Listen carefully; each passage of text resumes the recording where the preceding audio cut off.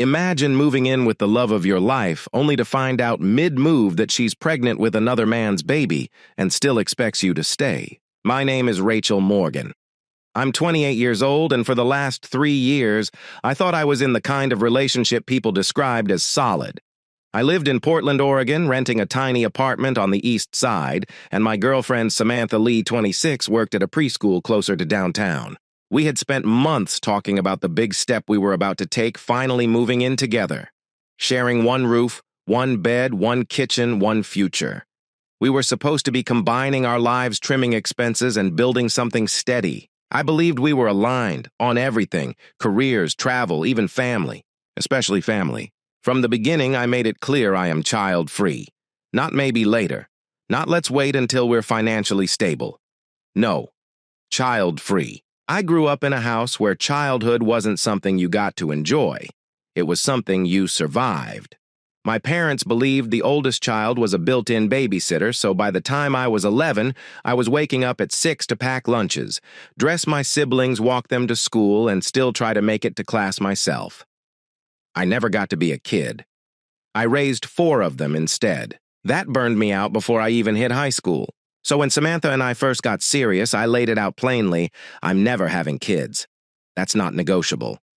And she agreed.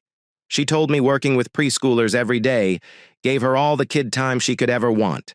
She swore she understood. I trusted that. Fast forward a year, and here I was dragging boxes into her apartment, sweat running down my back, excitement mixed with exhaustion. This was supposed to be the start of our next chapter. Then my phone buzzed. It was a text from her, "We need to talk about something important." I figured she meant the move. Maybe I'd stacked something wrong in the kitchen, or maybe we needed to make a plan for the last load. I followed her into the bedroom, still holding a box of books.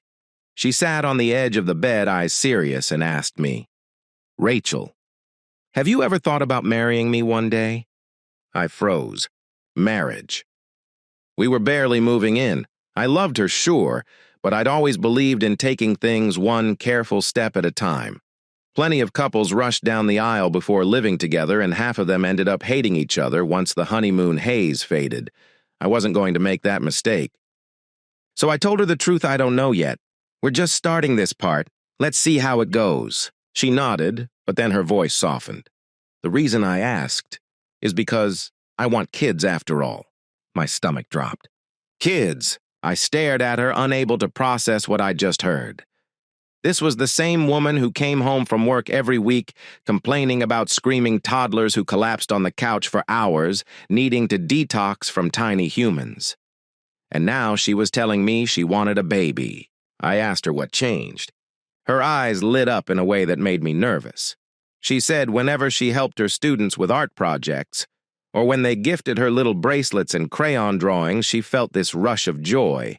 She said she envied the way they ran to their parents with the big projects, desperate to show them first. She admitted she'd started imagining us, me and her, picking up our own child after school, holding their tiny hands, hearing them call us Mom. She looked at me like this was some beautiful dream she'd been keeping close, waiting for the right moment to share. But to me, it felt like a nightmare I thought I'd escaped. I reminded her firmly that we had agreed, from the very beginning. I told her again about my childhood, about the exhaustion and resentment I still carried. I told her how the thought of going back into that prison of responsibility made me feel like I couldn't breathe. She frowned. Still, don't you think we could be doing more with our lives? Wouldn't it be nice to have a little version of you running around, or me? Her words made my skin crawl. No offense to parents, but for me the idea wasn't cute, it was suffocating. I shook my head. No, I don't want that. And that's when the fight started. Her voice rose, accusing me of keeping her away from motherhood. Mine cracked with anger as I reminded her that springing this on me right now with my boxes stacked in the hall wasn't just unfair, it was betrayal. We went in circles, both of us refusing to bend. Until finally she snapped, "Fine, sleep on the couch." I stared at her, stunned. The couch. In what was supposed to be our apartment. On the very first night, I'd moved my life into her place. Anger burned through me. I grabbed my bag, walked out the door, and drove back to my old apartment. I sat there on my bare mattress, staring at the walls surrounded by boxes that were half emptied, half stacked, and I wondered if I'd just made the biggest mistake of my life. 2 weeks left on my lease, 2 weeks before everything was supposed to be official, and now I wasn't even sure if I wanted to go through with it. Because if she truly wanted children and I truly didn't, then what were we doing? There was no middle ground, no compromise. One of us would end up sacrificing everything, and the other would end up resenting it. I loved Samantha. God, I loved her. The idea of marrying her had crossed my mind more than once. But I couldn't shake the truth she wanted me and a family with kids. And I only wanted her. Maybe a dog, maybe a cat, but never a child. And sitting there on that mattress, listening to the hum of the old refrigerator, I realized the future I thought we were building might already be collapsing before it even began. The days after that fight felt like walking across broken glass. Half my stuff was at Samantha's apartment, half still in mine. I bounced between the two places, pretending we were in transition, but the truth was I didn't know where I belonged anymore. Every time I looked at a box, I didn't see a future. I saw a mistake with sharp edges. Samantha texted me the morning after acting like nothing had happened. Don't forget the rest of your books today. Or do you want Thai for dinner? She was skilled at brushing things under the rug, smoothing the surface, pretending cracks weren't spreading underneath. But every time I looked at her, I remembered the night she said she wanted children. The way her voice had carried not just longing, but certainty. I couldn't stop replaying it. She hadn't been asking me. She had been telling me, and I knew what that meant. Sooner or later, we'd be forced to face the wall we'd hit. I decided to stall, telling myself maybe she'd calm down, maybe she'd realize the dream was just a fantasy born from her job. But deep down, I knew better. That Saturday, she asked me to come over so we could talk properly. The words knotted my stomach. I called my younger brothers Tom, 24, and Jeremy, 21, just to let them know. If things go bad, I might need help moving my stuff out. Be on standby. They didn't hesitate. For years, they'd seen what I carried growing up. They knew how much of their childhood had been laid on my shoulders. They understood better than anyone why the thought of raising children again filled me with dread. So when I walked into Samantha's apartment that afternoon, I already had an escape plan. She looked wrecked, puffy-eyed, red-faced, like she'd been crying for hours. The moment she saw me, she rushed over, arms wrapping around me, words tumbling out. I'm sorry, I didn't mean to be harsh. I just panicked. Please, let's talk. For a second, I almost believed her. We sat on the couch. She grabbed my hands, squeezing them tight. Her voice cracked, trembling between guilt and desperation. And then she said something that made my blood run cold. Rachel, I found out last week. I'm pregnant. The world tilted. Her lips kept moving, spinning a story about how scared she'd been, how overwhelmed, how she thought motherhood could bring us joy.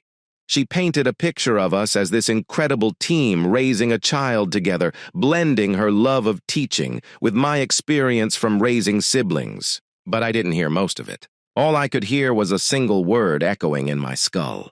Cheated. I blinked at her, the edges of my vision blurring. You... What? Her smile faltered. Then she rushed in.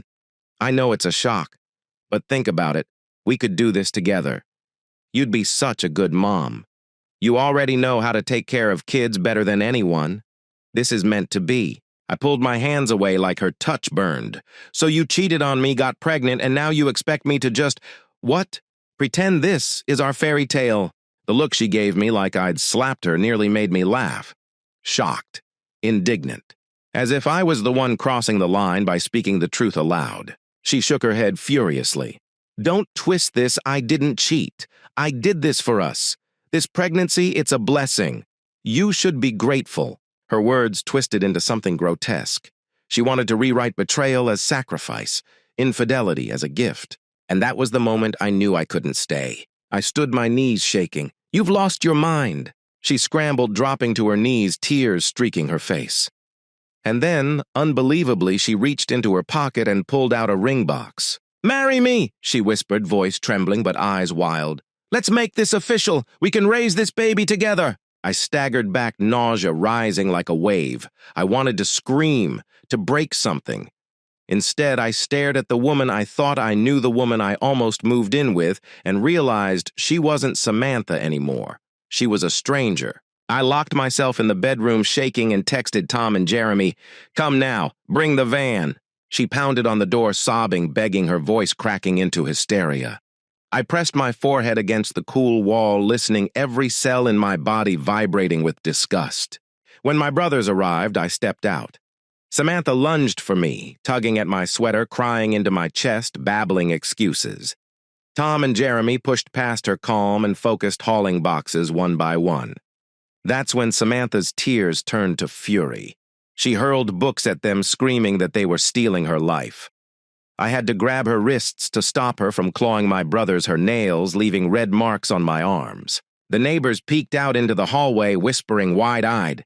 My only thought was, God, don't let anyone call the police. Jeremy kept his cool. "She's trying to trap you. Stay focused. Get the boxes." Within half an hour, we had everything loaded into the van. Samantha had locked herself in the bathroom by then, wailing like a banshee, her cries echoing through the thin walls. I stood in the doorway, staring at the mess of the apartment, the toppled books, the shards of the life I thought we were building. This wasn't a fight about children anymore. This wasn't a disagreement we could smooth over. This was betrayal, and worse, it was a trap. By the time we slammed the van door shut, my arms were shaking from more than just the weight of boxes. It wasn't the physical exhaustion. It was the emotional freefall, the sudden understanding that the life I thought I was building had already collapsed. Samantha was still inside the apartment, locked in the bathroom, her muffled screams echoing through the thin walls. My brothers kept their heads down, their hands busy. That's what saved me in that moment, their quiet determination. Tom wiped sweat off his forehead and muttered, "She's unhinged, Rach. Don't go back in there. We've got what matters." Jeremy climbed into the driver's seat, shaking his head. "She's gonna spin this. You know that, right? To her friends, to your parents, maybe even online. She'll make herself the victim." The words dug into me because I knew he was right. Samantha had always been good at performance, at shaping the story to her advantage. And what could be more dramatic than the image of a poor, abandoned woman, pregnant, crying, wronged? Meanwhile, I'd be cast as the cold villain who walked away. That thought haunted me all the way back to my old apartment. We unloaded the boxes into the tiny one-bedroom I had been so desperate to leave. The space looked smaller now, crammed with all the baggage of a broken promise. But it was safe. It was mine. And for the first time in weeks, I locked the door knowing Samantha didn't have a key. That night, I curled up on my mattress on the floor, Tom's dog sprawled across half the space. His heavy breathing filled the silence, a reminder that at least something in the world was steady. I stared at the ceiling and replayed the last few hours over and over. Samantha kneeling with a ring box. Samantha insisting betrayal was love. Samantha clawing at my sweater like if she held on tight enough she could drag me back into her fantasy. It all blurred into one truth: I couldn't save her. And I didn't want to. The text started almost immediately. First came the apologies. I panicked. "Please come back. We can work this out." Then the guilt trips. "If you really loved me, you'd stay. This is our family." By midnight, they turned darker. "You'll regret this. No one will love you the way I do." I muted her number, but I didn't block it. Jeremy had been right. If this spiraled further, I'd need proof of what she was saying. Evidence. I barely slept. Every sound outside the window made me flinch. By morning, she had switched tactics again, posting cryptic updates online, little jabs about some women being too afraid to grow up, or how real love means sacrifice. Her followers ate it up, offering sympathy, not realizing they were feeding into her narrative. I wanted to scream, to expose the truth. But part of me was too tired to fight that battle. Another part knew I had to be careful. Samantha wasn't just lashing out, she was laying groundwork. If she wanted to trap me into her story, I had to build my own before hers became gospel. So I told my family first. I called my parents, bracing for the inevitable lecture. They'd always pushed for grandchildren, ignoring how raising my siblings had already stolen my childhood. This time was no different. My mother gasped, horrified. "Rachel, don't walk away. She's pregnant. This could be your chance." "My chance," I snapped. "She cheated on me. The baby isn't mine. There is no chance." Silence on the other end. Then the same tired refrain, "You'll change your mind one day." I hung up before they could twist the knife further. But my brothers, thank God for them, they stood firm. "You did the right thing," Tom said. "She would have dragged you into hell." I wanted to believe him. The next few days blurred together. I kept my head down, focused on work, tried to rebuild a rhythm. But every night, when the city went quiet, the memories returned. I remembered the way Samantha's eyes gleamed when she talked about having a child. The way she looked at me, not with partnership, but with expectation, like my only purpose was to complete her vision. I thought about how easily she'd rewritten reality, convincing herself betrayal was a gift. And then I thought about myself. For so long, I had carried other people's weight. My siblings, my parents, and now nearly Samantha. Always giving, always bending, always carrying burdens that weren't mine. But not this time. This time I had walked away, and as painful as it was, there was a sliver of pride hidden beneath the heartbreak. A week later, I saw her again. I was leaving work downtown, the air damp with Portland rain, when I heard my name echo across the street. Rachel. I turned. There she was, Samantha Umbrella, tilted face, pale eyes swollen. She rushed toward me, her words tumbling out. "Please, just listen. I can't do this without you. We're meant to be. I'll be a better partner. I promise." People glanced at us as they passed, curious but not stopping. I stood frozen on the sidewalk, my bag heavy on my shoulder, my heart pounding. She reached for my arm. I pulled back. "No," I said firmly. My voice didn't shake this time. "You made your choice, and I've made mine." Her lip trembled. "Rachel, please." I shook my head. "You don't want me. You want a fantasy, and I'm done being cast in your story." For a moment, I thought she might collapse right there in the rain. But then she turned away, shoulders hunched, disappearing into the crowd. I stood there soaked, trembling, but free. That night I lay in bed with the dog pressed against my side, listening to the hum of the city outside the window. For the first time in weeks, I felt something new creep in. It wasn't joy, not yet, but it was peace. And I knew deep in my bones that I had survived something meant to destroy me.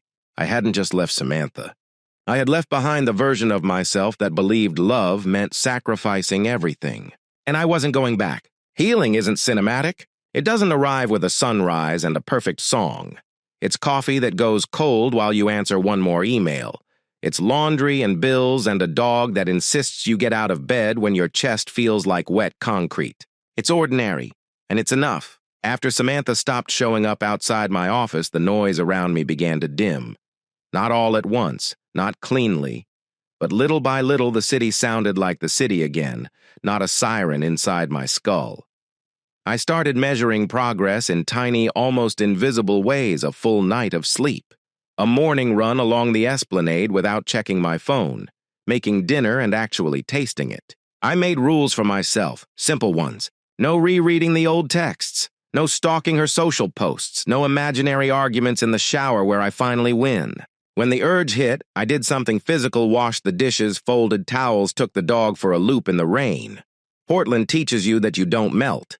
You learn to walk through weather. I also told the truth to the people who mattered. Friends asked what happened. I didn't dramatize it, didn't editorialize it, didn't twist the knife. She cheated. She's pregnant. It isn't mine. I left. That was the whole story. I said it quietly and let the words do their own work. Some friends blinked hard. Some hugged me. A couple admitted they'd noticed the way Samantha liked to control the narrative, how she'd turn any room into a stage if you let her. None of that changed the past, but it steadied the ground under my feet. I wasn't crazy. I wasn't cruel. I was someone who had chosen herself. My parents were trickier. I called once more because closure is a favor you give yourself. I told them I loved them, that I loved my siblings, that I would always show up for family in the ways that were healthy, but that my life was mine. No grandchildren were coming. Not from me. Not now, not one day, not if someone begged well enough or guilted hard enough. My mother sighed the way mothers sigh when their blueprint meets reality. My father made a noise that might have been disapproval or indigestion. We ended the call civil, and then I breathed. Work helped. Structure helps when your heart is a mess. I took on a project no one wanted: tedious, tangled, more spreadsheet than glory. It kept my hands busy and my mind pointed forward. My manager noticed. A month later, I got the email that said the quiet part out loud, promotion pending. Turns out competence built in a storm is still competence. Therapy helped too. I found someone who didn't flinch when I used the word parentified, who didn't tell me I'd change my mind if the right baby smiled at me. We talked about boundaries not as barbed wire, but as landscaping choices about what you grow, how you water it, what you protect from trampling. We talked about how love without respect is a slow leak, and how leaks never fix themselves. We talked about rage, the clean kind that tells the truth, and the dirty kind that poisons the well. I started to tell the difference. Samantha surfaced in small ripples. A mutual acquaintance mentioned she'd left the preschool for a while. Another said she was insisting she'd been misunderstood. I didn't ask for details. Weather not destiny. Passing clouds. One evening, after a long day that wasn't dramatic in any way, which felt like a miracle, I stood on my tiny balcony with a mug of tea and watched the rain thread the streetlights. Tom texted a photo his dog asleep on my living room rug legs, splayed in complete surrender. "He misses your bed," Tom wrote. I laughed out loud. I hadn't really laughed in weeks. It surprised me the sound of my own joy. It sounded young. I started building a life that didn't apologize for wanting to be small and quiet and mine. Saturday mornings at the farmer's market, a used bike that squeaked when I turned too hard, a stack of library books with receipts tucked like white flags between the pages. I adopted a cat from a woman on Craigslist who cried handing him over and then sent me too many follow-up texts. I answered every one. The cat took 3 days to come out from under the couch and then decided my laptop was his new territory. His purring made the apartment feel like a machine repairing itself. There were moments I stumbled. A commercial with a baby hand curled around a parent's finger made my throat burn.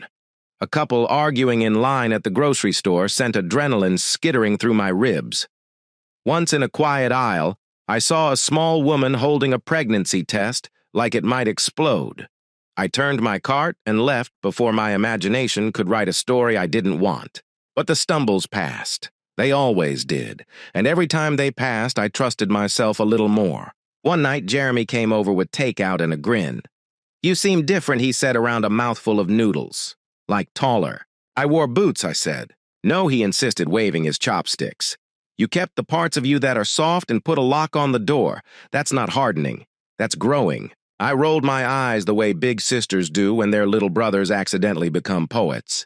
Then I wrote his sentence down later because he was right. A few weeks after that, I ran into someone from Samantha's orbit. Not a close friend. A satellite. We did the awkward hello thing. She asked how I was. I said better.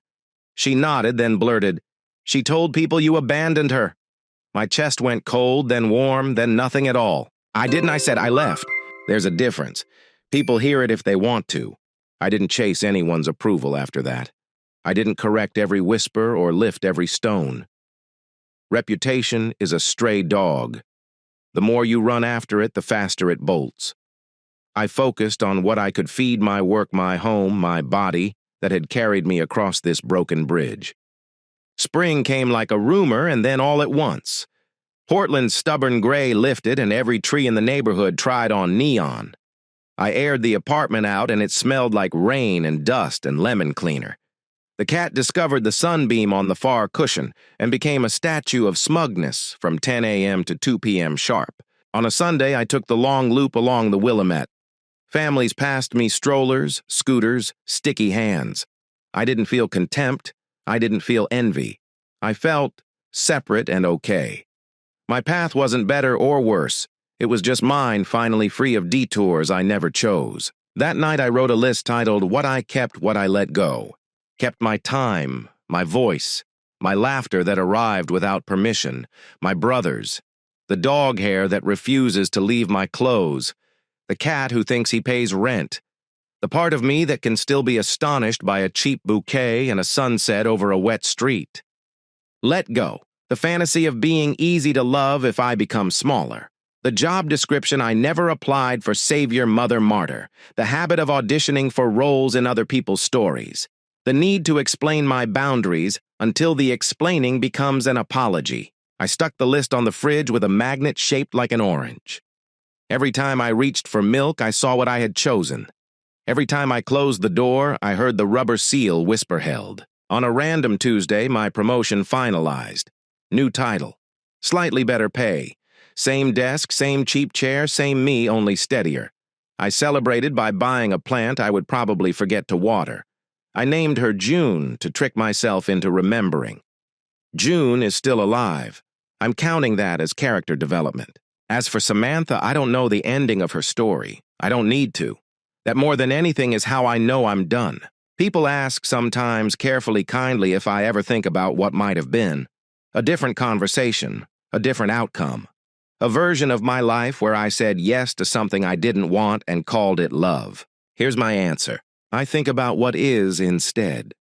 This apartment with too many books and a cat who drags his favorite toy to the bedroom at 3 a.m.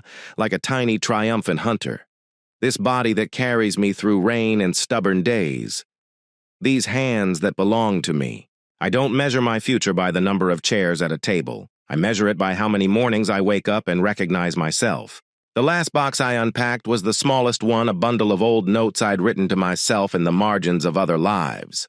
I kept one. Taped it inside the kitchen cabinet where only I can see it when I reach for the salt. It says, "You are not abandoning anyone by choosing not to abandon yourself." I close the cabinet. The apartment hums. Outside, the rain starts again, soft and relentless and honest. I brew tea. The cat jumps to the counter like he pays the utilities. I lift him down and laugh. Healing isn't cinematic, but it's mine, and that is the happiest ending I've ever had. Here's the next story. My name is David Harris, and I live in Chicago, Illinois. For 24 years, I believed I had built a steady, ordinary, even enviable life. I worked a reliable job in logistics, paid the mortgage on time, and came home every evening to the same woman I thought I understood better than anyone, my wife, Laura. We had our routines. She cooked Sunday dinners, I handled the yard work, we hosted Thanksgiving in the same house every single year. Friends described us as stable. Neighbors called us the couple that made it. After more than 2 decades together, people thought we had cracked the code. And maybe I believed it too, until one evening shattered it all. It was late September, the kind of night when Chicago air already carried the bite of fall. Laura had baked one of her apple pies, the dessert she knew I loved, since the very first week we dated. She served it warm, cinnamon sharp in the air, golden crust, steaming in the center of the dining table. I thought it was just another dinner, another quiet Thursday night. But halfway through her slice, she set down her fork, looked across the table with a strange calmness, and said the sentence that detonated my life. "David, I have a date on Friday night." At first, I laughed. I thought she was joking, maybe setting up some story about a friend or a coworker. But she didn't laugh. She didn't blush or fumble. Her eyes were steady, her mouth set in a firm line. "I'm serious," she continued. "I've given 24 years to this marriage. I've raised our kids. I've built this home. I've sacrificed so much of myself. And now, I want something for me. I need to live a little before it's too late." The words knocked the air out of me. My fork clattered against the plate. "What did you just say?" I managed, though my throat felt tight. She crossed her arms. "I have a date. With someone else. Friday." I stared at her, waiting for the punchline that never came. Waiting for her to burst out laughing and tell me it was a test or a prank or some twisted attempt at role play. But nothing came. She sat there like a stone, unwavering. And in that moment, I realized she wasn't joking. The woman I had stood beside at the altar. The mother of my children. The partner I believed I'd grow old with. She was looking me straight in the eye and telling me she had carved out a night-hour night to go sleep with another man. A heat rose in me, sharp and searing, the kind I hadn't felt in years. My voice didn't crack, though. It hardened low and cold. "Then we're done," I said. Her face twitched just slightly, as if she hadn't expected me to call it so quickly. "We'll sell the house," I continued. "I'll call an attorney in the morning. This marriage is over." The pie sat between us untouched. Laura blinked, her calm mask slipping for the first time. "David, don't be dramatic. I'm just saying I need a little freedom." a chance to breathe. You can't throw away our whole marriage over this. But she was wrong. I wasn't throwing it away. She had set it on fire and placed the ashes in my lap. For the rest of that night, I didn't shout. I didn't slam doors. I didn't beg her to change her mind. I simply sat in silence, the taste of cinnamon bitter in my mouth, and made plans. Because when someone you've trusted for half your life looks at you with steady eyes and tells you they'd rather chase a thrill than honor their vows, there's nothing left to salvage. The apple pie cooled on the table until it turned hard, the crust crumbling in the dark. We didn't touch it again, and I knew I would never eat one of her pies again for as long as I lived. That was the night my 24-year marriage ended, not with screaming, not with betrayal discovered in secret, but with a simple confession spoken over dessert. The night my wife told me she had a date, and the night I told her she no longer had a husband. After Laura's announcement at the dinner table, I couldn't stop replaying the past. 24 years of marriage erased in a sentence. And the cruelest part. My mind wouldn't let me rest. It dragged me back to the beginning, to when I thought Laura and I were unshakable. Back then, I wasn't the steady, middle-aged man I am today. No mortgage, no routine, just a young man with too much energy, too much arrogance, and far too little sense. In my 20s, I had a reputation. Some people called me charming. Others called me reckless. But everyone knew one thing: I was a flirt. I bounced from woman to woman like a man convinced the world owed him options. For a while, I thought that was enough late nights laughter that didn't last faces I barely remembered by morning. But reputations catch up to you. By the time I finished college, most of the women in my circle had figured me out. I was good for a drink, maybe a dance, but not much more. My name carried a certain warning whispered between friends: don't take David seriously. He doesn't stay. And then, as life often does, fate cornered me in the most unexpected way. It was a bitter January night in Chicago, the kind where the wind slices through your coat and the streets shine with black ice. I ducked into a bar on the north side, just looking to thaw out. That's when I saw her. Laura. She wasn't the kind of woman who filled a room with noise. She was quieter, sharper, sitting alone with a book propped against a half-empty glass. But even in that dim light, something about her stopped me. She wasn't watching the crowd like most people. She was watching the world behind her pages. I almost didn't approach. Almost. But fate has a funny way of twisting your arm. Not 10 minutes later, a drunk stumbled up to her table. I watched him lean too close, watched her stiffen. She told him to back off, but he didn't. His hand reached for her wrist, clumsy and insistent. And before I even realized what I was doing, I was there standing between them, shoving his hand away. Back off, I growled. The drunk sneered, muttered something about minding my business. But when I squared my shoulders, he thought better of it and staggered out the door. Laura's eyes met mine for the first time, wide, surprised, a little skeptical. Thanks, she said. Her voice was calm, but her hands trembled as she closed her book. I smiled softer than my usual cocky grin. Seemed like the right thing to do. That was our beginning. Not some grand romantic gesture, not fireworks, just a simple rescue in a Chicago bar on a freezing night. We started talking. One conversation became two, then three. She learned quickly who I had been, the reputation, the mess, the trail of short-lived romances. I didn't hide it. I figured she deserved honesty. What I didn't expect was for her to give me a chance anyway. People can change, she said once when I admitted I wasn't proud of the man I used to be. Maybe you just needed a reason to. And God help me, she became my reason. Laura wasn't like the women I used to chase. She wasn't dazzled by charm or distracted by pretty words. She cared about actions, about consistency, about promises kept. And for the first time, I wanted to be the man who could deliver those things. We started dating seriously. No games, no backup plans. Just her and me. 2 years later, I stood at the altar watching her walk down the aisle in a simple white dress. She was radiant not because of the lace or the flowers, but because of the way she looked at me. Like I was worth the risk. Like she believed I had truly changed. That moment seared itself into me. And if you had told me then that 2 decades later she would be sitting across from me at the dinner table telling me she had a date with another man, I would have laughed in your face. Because back then, Laura was everything I never knew I needed.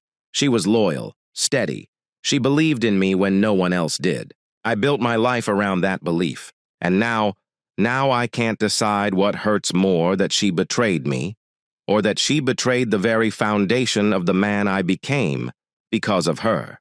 Looking back, I wonder if I missed the warning signs. If the woman I rescued that night had always carried a shadow I refused to see. But memory is cruel.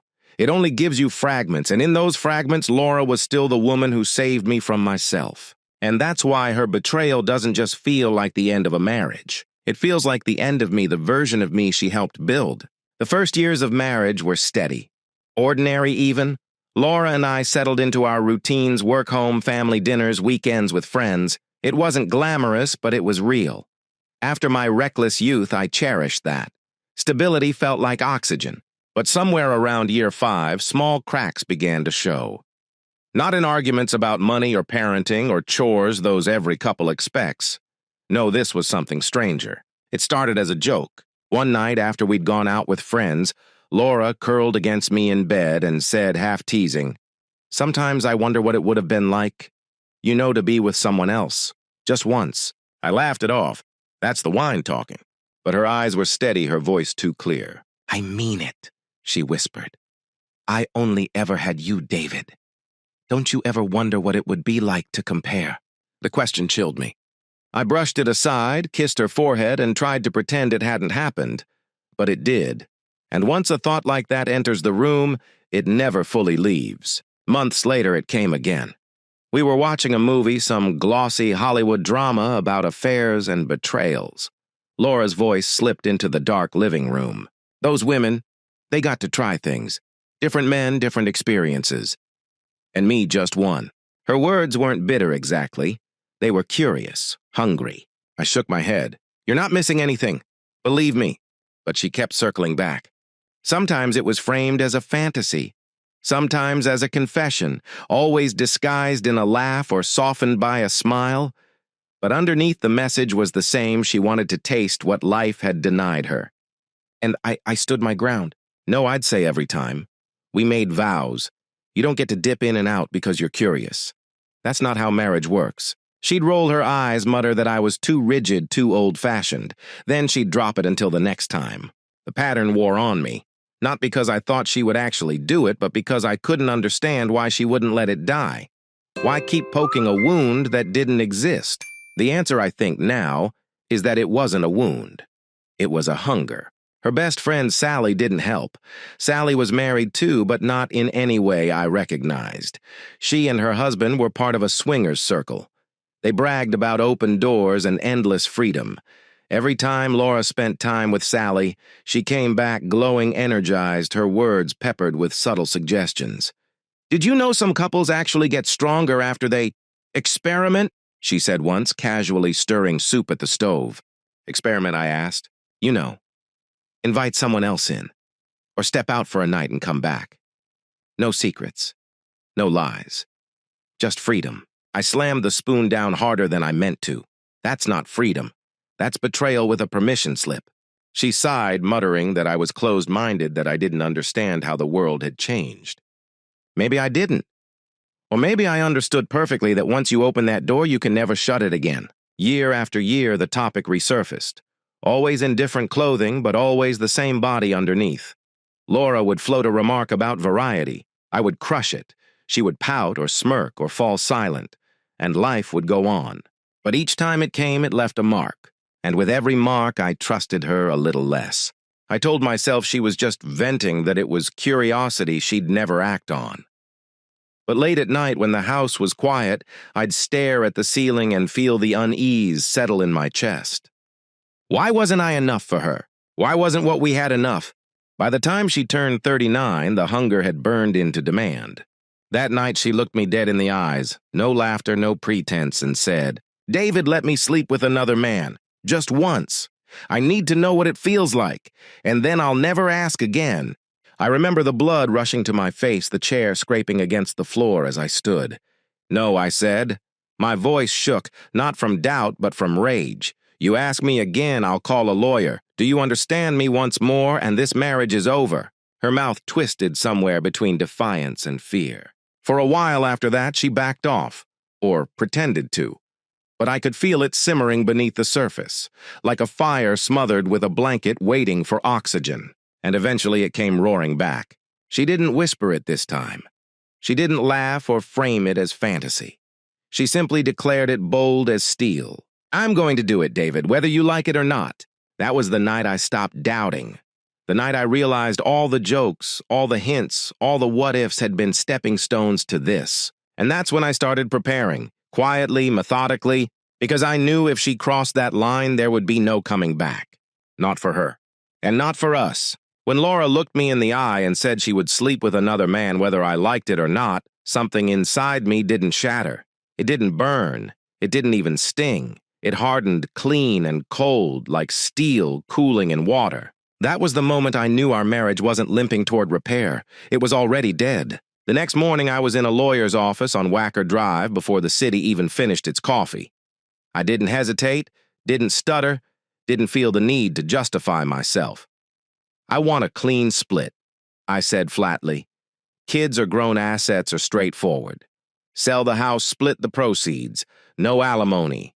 Draft it today." The attorney raised her eyebrows, but she didn't ask for the story. Lawyers hear everything. She just nodded and started typing. I left her office with a manila folder tucked under my arm and a strange kind of calm sitting in my chest. It wasn't joy, but it was relief.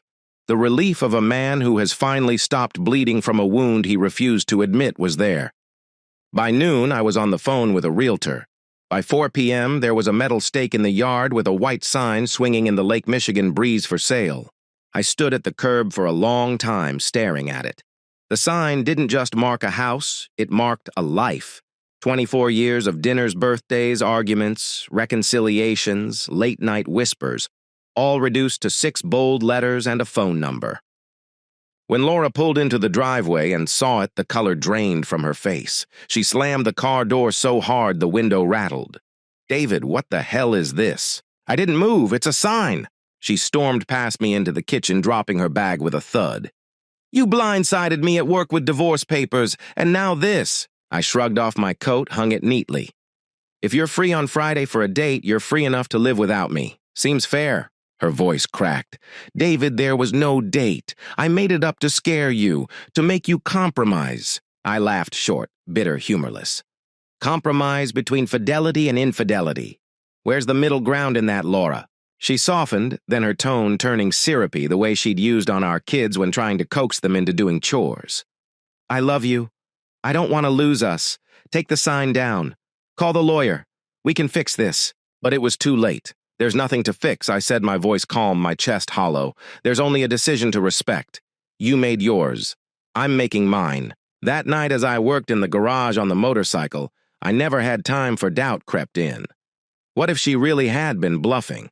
What if I just ended a marriage over empty words? I wiped my hands on a rag, stared at the concrete floor, then reached for the landline.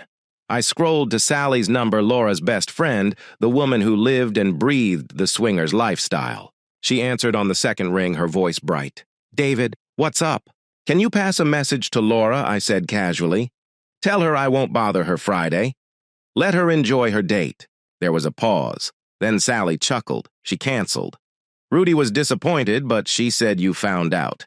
The click inside me turned into a bolt of certainty. So it had been real after all. The next morning, Laura tried again. She put on her best performance pot roast in the oven, mashed potatoes, green beans lined up like soldiers on the counter. She waited until we were halfway through before sliding into her plea.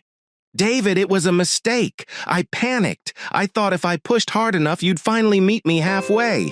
I don't want anyone else. Just you." I set my fork down. "You've said that before.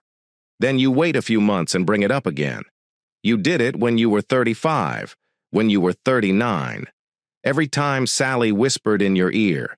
And now when you thought I'd be too tired to fight, you brought it up again." Her eyes glistened, but I didn't see remorse. I saw strategy. Later that night, after she went to bed, I checked the little black recorder I'd wired to our landline the day the for sale sign went up. Illinois law only required one-party consent. In this case, the one party was me. I pressed play and heard her voice sharp and frantic. "He's really doing it, Sally. The realtor brought people today. What if he leaves me with nothing? And then Sally ever the vulture, once you're free, there are plenty of men waiting. Rudy was disappointed when you canceled. A few others, too. I sat on the basement step in the dark, listening until the tape clicked off. It wasn't jealousy that settled in me. It was confirmation, the kind that tightens the spine, steels the jaw. I hadn't misread her. I hadn't overreacted. I had seen the truth for years, and now I had proof. The next evening, Laura tried one more tactic. She set the table with candles, slid an envelope across the wood, and folded her hands like she was offering communion. "What's this?" I asked, wary. "Lunch with Sally," she said carefully. "She brought a man who's a paralegal. He drafted this. I signed it. It's notarized." I opened the envelope. Post-nuptial agreement. The terms were brutal in my favor. If Laura committed infidelity, or pressured me into swinging, or open marriage, she'd walk away with nothing. No house, no equity, no car, just her clothes and keepsakes. Her voice trembled. "I don't want to lose you, David. I was a fool. Please. If you give me one more chance, I'll build the walls you wanted, and I'll stay inside them." I stared at her, at the woman who had once saved me from myself, and realized she was now the one I needed saving from. I picked up the pen and signed the bottom line. My hand didn't shake. Choices like that shouldn't. Laura exhaled like she'd been holding her breath for weeks. Then she reached for the top button of her blouse, her eyes darting away. "There's one more condition," she whispered. "The agreement takes effect. After we're together again, tonight, in bed." I sat back studying her. The kitchen around us felt like a theater that had staged too many scenes, kids' birthdays, arguments, reconciliations. Now one final act. "Not tonight," I said quietly. "Paper first, time second. If trust ever comes back, it'll walk through the door on its own, not as a bargain." Her face tightened, but she nodded. She buttoned her blouse back up, collected the dishes, and washed them in silence. I dried. The house hummed with the refrigerator's low buzz, steady and imperfect. And for the first time in a long time, I felt like a man who could breathe again. The post-nuptial agreement sat on the kitchen counter for days, its notary stamp like a bruise that refused to fade. Every time I walked past it, I felt a mix of grim satisfaction and emptiness. Satisfaction because the leverage was mine now. Emptiness because leverage is not love. Laura tried to act normal. She baked bread. She folded laundry. She even hummed while vacuuming, like the sound could erase the tension that filled every room. But her eyes betrayed her. They darted too quickly, lingered too long, carried that flicker of panic she couldn't mask. I didn't confront her, not yet. I'd learned enough to know patience was its own kind of weapon. A few nights later, while she showered, I checked the recorder again. Call after call had piled up. I listened with the cold detachment of a man reading his own autopsy report. Her voice spilled into the static. "He signed it, Sally." "I can't believe he actually signed it. What am I supposed to do now if I slip once I lose everything?" Sally laughed low and knowing. "So don't slip. Or if you do, don't get caught. You think men like Rudy care about paperwork, please. You're still young enough to have fun. Just be careful." And Laura, my wife of 24 years, laughed too. Nervous but genuine. I pressed stop. My jaw ached from clenching. That night at dinner, she slid roast chicken onto my plate and smiled as if nothing had shifted. But I saw her differently now. Not as a partner trying to rebuild, but as an actress clinging to her role. "You're quiet," she said softly, sipping her wine. "Just tired," I replied. She reached across the table, her hand hovering near mine. "David, I know I broke something in us, but I'm trying. Can't you see that?" I looked at her hand, at the faint lines of age-crossing skin I once kissed without hesitation. "Trying doesn't erase truth, Laura. You wanted freedom. You wanted variety. You wanted other men." Her hand trembled. She pulled it back. I was confused. "No," I said calmly. "You were honest. That's what scares you now that I finally listened." Her eyes welled up, but I didn't flinch. Tears had become her last defense, a currency she spent too freely. Word traveled fast among our circle of friends. One by one, the invitations to dinner dwindled. The polite check-ins stopped. Laura was quick with her version of the story. To some, she claimed I'd grown cold, distant, unwilling to work on us. To others, she painted herself as the desperate wife of a rigid man who refused to bend. I stayed silent. Let her tell it how she wanted. Because silence, too, is a kind of evidence. One afternoon, a neighbor stopped me while I trimmed the hedges.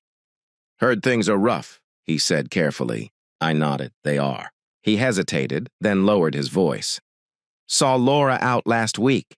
Looked cozy with some guy at the cafe. Thought you should know." I thanked him, though the words didn't surprise me. Confirmation, not revelation. That night I confronted her. "Where were you Friday?" I asked. She blinked, then smiled too quickly. "Book club. You know that." I leaned back, folded my arms. "Funny, because the neighbors saw you at the cafe. With a man." Her face stiffened, then softened, then stiffened again. A mask slipping too fast to reset. "It was nothing. Just coffee. I didn't want to upset you." "Coffee becomes dinner," I said evenly. "Dinner becomes excuses. Excuses become affairs. I'm done waiting for the chain to complete." Her chair scraped against the tile as she stood. "Stop treating me like a criminal." I stayed. "I signed your paper. I'm here, aren't I?" I looked up at her. "You're here in body, Laura. Your heart left years ago." For a moment, I thought she might slap me. Instead, she broke her shoulders, slumped her sobs, spilling out as if rehearsed. She begged, pleaded, clung to me like a drowning woman. But the strange thing about drowning people, they don't want saving. They want company at the bottom. Weeks passed. The house still for sale began drawing serious buyers. Each showing carved more of Laura's fear into the air. She polished countertops, fluffed pillows, baked cookies, not for hospitality, but as sabotage, hoping charm might stall the sale. But buyers don't smell cookies. They smell desperation. One evening after another showing, she cornered me in the hallway. Her eyes were wide, almost wild. "You don't have to do this. Tear up the contract. Call off the sale. We can start fresh." "Fresh?" I asked. "Fresh like the lies. Fresh like the calls to Sally. Fresh like Rudy waiting in the background." Her mouth opened, then closed. She had no answer. I stepped past her, the weight of years pressing but no longer suffocating. "You chose your path, Laura."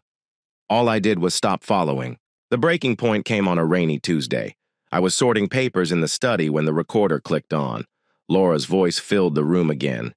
"He's serious, Sally. The house will sell. What if I end up with nothing?" And Sally's voice sharp as glass. "Then you learn to live with nothing. Or you gamble. But if you're going to gamble, don't cry when you lose." Laura's sigh was long defeated. "I thought he'd never leave me. I thought he'd always forgive." I stopped the tape, leaned back in the chair, and felt something unexpected. Not rage, not grief, freedom. Because in that admission, I finally heard the truth. Forgiveness had been her leash, not her gift. She thought she could tug it forever. She thought I'd always follow. But the leash was gone.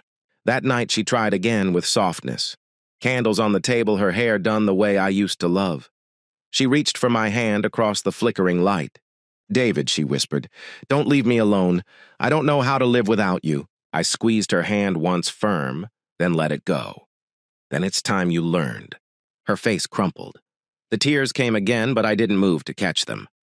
Because sometimes the kindest thing you can do for someone is to finally stop saving them. By the time the house finally sold, I felt less like a husband and more like a witness at my own trial. Every room we walked through with buyers felt like evidence: the stain on the carpet from a spilled glass of wine, the dent in the wall from when our son kicked a soccer ball indoors the corner of the kitchen, where Laura and I once danced at midnight while the kids slept upstairs. Memories on display, stripped of meaning, priced by square footage. The closing date was set for June. That gave Laura 3 months to either find peace with the contract or find a way to break it. She chose the latter. It started small, little digs at my resolve. "Maybe one day you'll forgive me," she'd say while folding laundry. "Or all men have fantasies, David. You just never had the courage to admit yours." She tried to chip at me with guilt, then shame, then nostalgia. None of it landed. Then came the bigger swings. One night she appeared in lingerie holding a glass of wine, her eyes heavy with a look that once would have unraveled me. "We can start over tonight," she whispered. "Pretend none of this ever happened." But I wasn't pretending anymore. Trust doesn't start in the bedroom, I said. It starts where you killed it, your honesty.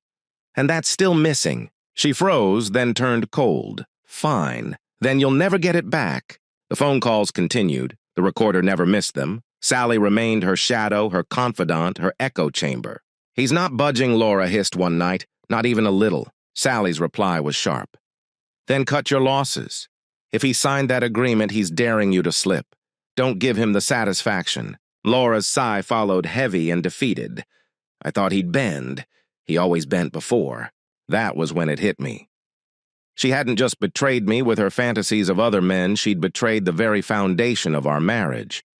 She had built her life on the assumption that I would always fold, always forgive, always choose peace over pride.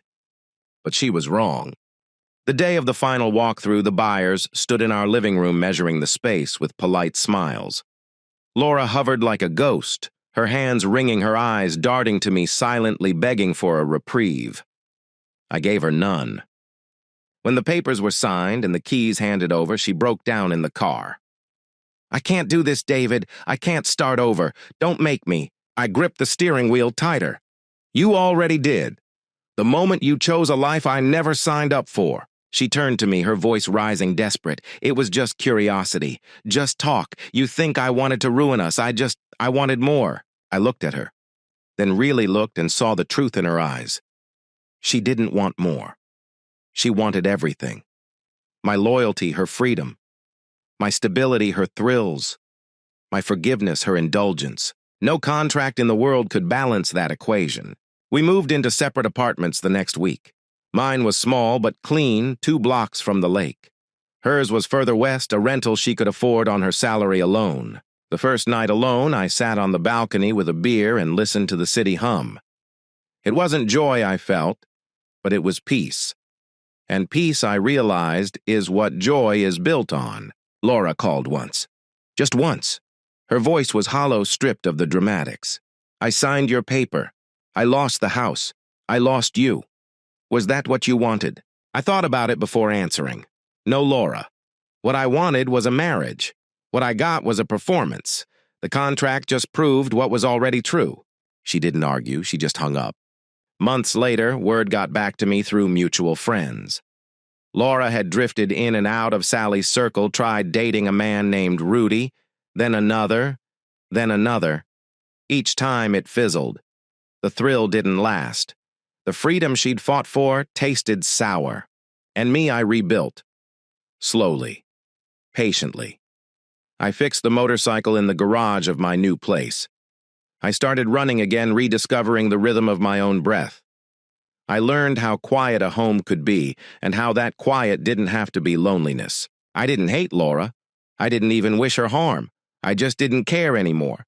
And that, I think, is what real closure feels like. Not fire, not fury, just absence. One evening I opened a drawer and found the duplicate of the post-nuptial agreement. I held it in my hands, read the lines that once felt like chains, but now felt like freedom. It wasn't the paper that had saved me. It was the resolve behind my signature. The refusal to keep bending, the choice to finally walk away. I folded it carefully, slid it back into the drawer, and whispered to myself, never again. Because sometimes the most powerful contracts aren't written in ink. They're written in the choices we finally honor. And mine was this: I would never again stay chained to someone who mistook betrayal for freedom. The marriage ended not with a bang, not with a scandal splashed across headlines, but with a single truth sealed in silence. I chose myself, and for the first time in 24 years, that was enough. Thank you for listening to today's stories. If you enjoyed listening, please like and subscribe if you haven't done so already. Also, leave a comment below to share your thoughts on what happened. Take care.